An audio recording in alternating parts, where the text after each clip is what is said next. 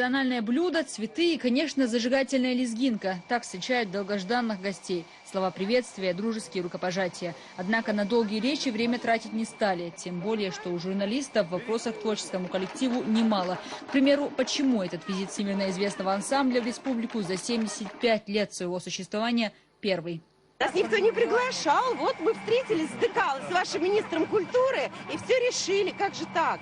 Живем рядом, одна страна и ни разу не приезжали. Вот нас пригласили, мы приехали. Так что я думаю, что это станет традицией.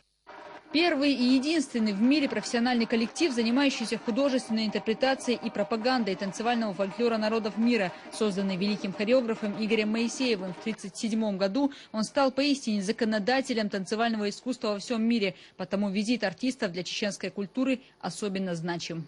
Глава Чеченской республики Рамзан Ахматович любит чеченский народный танец, любит танцевальное искусство.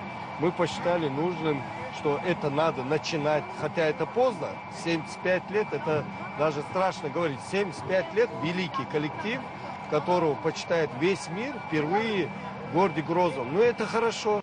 Грандиозный концерт знаменитого ансамбля на главной сцене республики и даже совместное выступление с местным военахом. Все это в будущем, а пока гости спешат поделиться впечатлениями уже у трапа самолета. И, конечно же, ожиданиями от первой и, как говорят солисты, не последней поездки в республику. Действительно очень интересно. Мы ждем горячий, теплый прием. Вот пока в предвкушении. Каждый прием на гостеприимной чеченской земле, кроме того, как очень теплый, пожалуй, не назовешь. Из аэропорта гости в составе 60 человек, и это не весь коллектив. Всего артистов, в том числе и оркестр, насчитывается свыше 80 человек. Отправляются сначала в гостиницу, чтобы разместиться и подготовиться к завтрашнему выступлению. Затем пресс-конференция в агентстве «Грозный информ», где гости делятся уже первыми впечатлениями о Грозном. О программе выступлений солисты предпочитают не рассказывать, говорят лишь... Лучше всего это увидеть своими глазами. И этим все сказано. Ева Магомадова, Резан Абдулмуслимов, Артур Яхяев. Новости.